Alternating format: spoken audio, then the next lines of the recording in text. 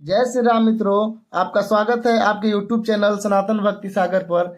पिछले भाग में हम लोग देख चुके थे कि किस तरह से रावण और अंगद के बीच काफी वार्तालाप हो रही है, जिसमें अंगद बार बार रावण को कह रहे हैं कि तुम प्रभु श्री राम के शरण में चल जाओ, जबकि रावण अहंकारवश अपनी ही तारीफ किए जा रहा है। तो भाग 19 को प्रारंभ करने से पहले हम आप लोग को बहुत बहुत धन्यवाद कहना चाहेंगे, क्योंकि आप इतना प्यार और सपोर्ट हमारे चैनल को दिखा रहे हैं। साथ ही साथ आप लोग से विनम्र आग्रह भी करना चाहेंगे कि आप भाग को पूरा शुरू से अंत तक देखें, जिससे आप पूरी तरह से श्री रामचरितमानस के लंका कांड को समझ सके, क्योंकि अगर एक भी भाग आप छोड़ेंगे तो आपको समझने में परेशानी होगी। तो देखिए, चलिए स्टार्ट करते हैं। भाग 18 के अंत में रावण कहता है कि तुम जिस राम का इतना गुणगान कर रहे हो उसमें कोई गुण नहीं है, क्योंकि गुणहीन समझकर ही उसके पिता ने उसे अपने राज्य से भगा दिया है और वनवास भेज दिया है, ऐसा कुछ बोलता है। उसके बाद देखिए क्या हो रहा है। जिनके बल पर गर्भ तो ही ऐसे मनुज अनेक, खाही निशाचर दिवस निढ़ी, मूढ़ समझू तजिटेक। अर्थात इस चौपाई का अर्थ है कि जिनके बल का तुझे गर्व है, ऐसे अनेक मनुष्य को तो राक्षस रात दिन खाया करते हैं। अरे मूढ़, जिद को छोड़कर समझ और विचार कर। यानी कि प्रभु श्री राम को वो कमजोर समझ रहा है, और रावण बोल रहा है कि ऐसे ऐसे जिनका तुम तारीफ कर रहे हो जिस मनुष्य का, ऐसे कई मनुष्य को तो राक्षस यूं ही दिन रात खा जाते हैं। जिद को तुम छोड़ दो कि राम महान है, राम बहुत श्रेष्ठ है, ये बात तुम बताना छोड़ दो। उसके बाद देखिए क्या होता है। जब ते ही कीन ही राम कै निंदा, क्रोधवंत अति भयउ कपिंदा, हरिहर निंदा सुनई जो काना, होई पाप गोधात समाना।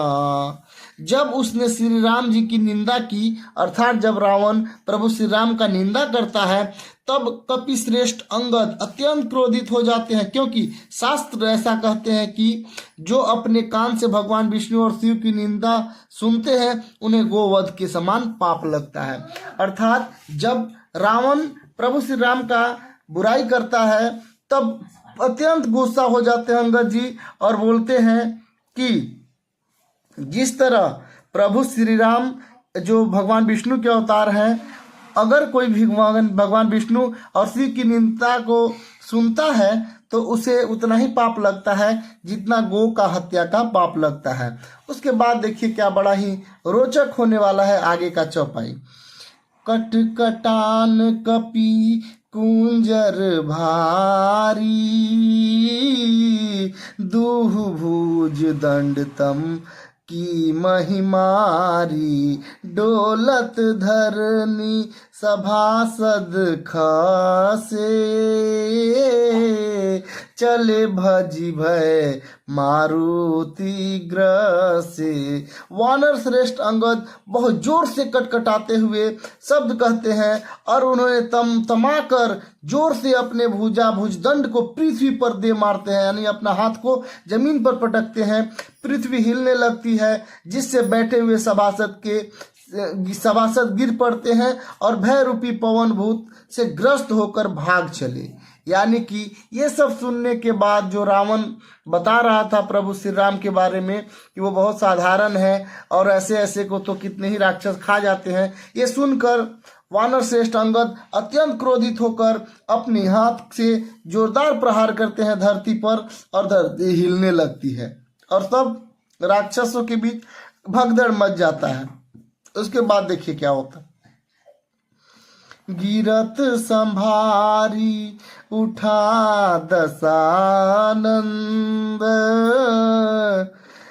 भूतल परे मुकुट अति सुंदर, कछुते ही ले निज सिरन ही संवारे, कछु अंगद प्रभु पास पबारे। रावण गिरते गिरते संभल कर उठता है, उसको उसका अत्यंत सुंदर मुकुट पृथ्वी पर गिर जाता है, और कुछ तो उसे उठाकर उसके सिर पर सुधार कर रख लिया, और कुछ अंगद ने प्रभु को उठाकर श्री राम जी के पास फेंक दिया। अर्थात जब अंगद ने बहुत जोर से अपना हाथ पटका तो धरती हिलने लगा, और रावण का भी मुकुट गिर पड़ता है धरती से नीचे। तो कुछ लोग, जो कुछ राक्षस थे, वो लोग तो अपना अपना मुकुट उठा पाते हैं, लेकिन प्रभु श्री राम के चरण में कुछ मुकुट को अंगद उठाकर फेंक देते हैं वहीं से। उसके बाद देखिए बड़ा ही मजेदार चौपाई है। आवत मुकुट देखी कपि भागे, दिनहि लोक परन विधि लागे, कि रावण करी कोप चलाए, कुलसी चारी आवत अति धाये। मुकुटों को आते देखकर वानर भागे और सोचने लगते हैं कि विधाता क्या दिन में ही उल्का होने लगा, तारे टूटकर गिरने लगे, अथवा क्या रावण ने क्रोध के कारण 4 वज्र चलाए हैं जो बड़े धाये के साथ, वेग के साथ आ रहे हैं। अब अंगद जो उठाकर बहुत सारा मुकुट जो राक्षसों का गिरा था, उसे जब राम के पास फेंकते हैं, उसे आते देखकर बहुत सारे जो वानर थे वो भागने लगते हैं, घबराने लगते हैं, और उनको ऐसा लगता है कि जैसे उल्का टूट कर गिर रहा है, या उनको लगता है कि कहीं ऐसा तो नहीं है कि रावण ने 4 वज्र एक साथ चला दिए हैं जो बहुत वेग के साथ उधर आ रहे हैं। उसके बाद का चौपाई है। कह प्रभु हंसी जनी हृदय डेराहू, लोक न असनी केतु नहीं राहू, एक किरीट 10 कंधर के रे, आवत बाली तनय के प्रेरे। प्रभु उनसे हंसकर कहा, मन में डरो नहीं, ये उल्का नहीं है, ना ही वज्र है, ना केतु है, ना राहु ही है। अरे भाई, ये तो रावण का मुकुट है जो बाली पुत्र अंगद ने फेंके हुए हैं, वही आ रहे हैं। तब जब सभी बंदर डर जाते हैं, तब प्रभु श्री राम हंसकर बोलते हैं कि डरो नहीं, ये कोई वज्र नहीं है जो रावण ने चलाया है, ना ही राहु है, ना ही केतु है, ये तो रावण का मुकुट है जो बाली का पुत्र अंगद वहां से फेंका हुआ है। उसके बाद बहुत प्यारा दोहा है। तर की पवन सुत कर गहे, आनि धरे प्रभु पास, कौतुक देखहि भालु कपि, दीढ़ कर सरिस प्रकाश, दीढ़ कर सरिस प्रकाश। अर्थात पवन पुत्र श्री हनुमान उछलकर उनको हाथ से पकड़ लिया और लाकर प्रभु के पास रख दिया। रीछ और वानर तमाशा देखने लगे, उनका प्रकाश सूर्य के समान था। ये जो बहुत सारे मुकुट आ रहे थे, उछलकर हनुमान जी ने अपने हाथ से पकड़कर प्रभु श्री राम जी के चरण में रख देते हैं, और रीछ और वानर जितने भी थे वो सब तमाशा देखते रहते हैं। अर्थात वो सब देखते हैं कि अत्यंत ही प्रकाशमान है वो मुकुट, मतलब मुकुट से बहुत प्रकाश निकल रहा था।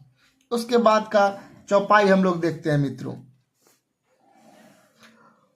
उहाँ सकोपि दशानन सब सन कहत रिसाई, धरहूँ कपि हरिधर मारहूँ सुनि अंगद मुस्काई। और उधर देखिए क्या होने वाला है।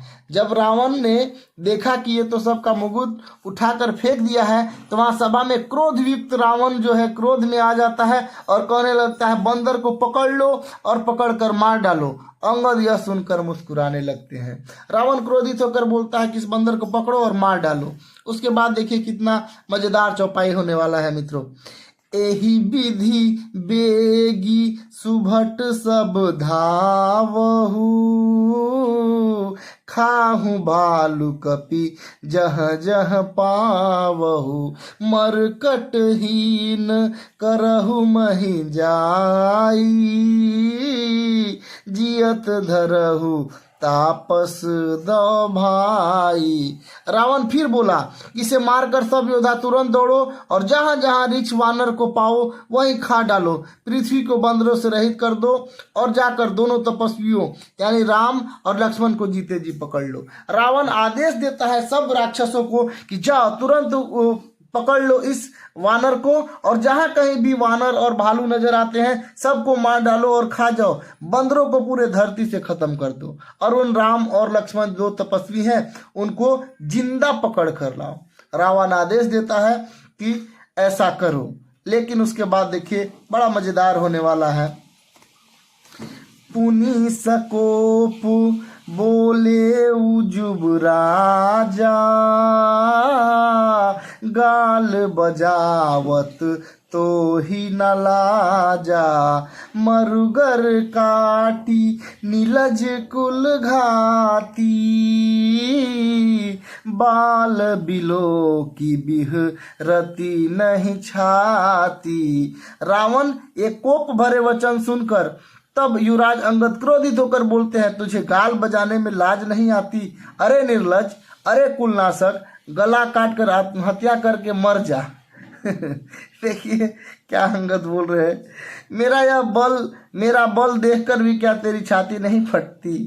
रावण जो भी बोल रहा है उसको अंगद ऐसे ही कहकर काट रहे हैं कि तुमको तो मर जाना चाहिए, आत्महत्या कर लेना चाहिए, क्योंकि तुमने प्रभु श्री राम से एक तो उनकी पत्नी को चुरा कर लाया है और तुम अपने आप को शक्तिशाली बता रहे हो। ऐसा कुछ होने वाला है। अब देखिए आगे, और अंतिम दोहा है इस वीडियो का। रे त्रिय चोर कुमारग गामी,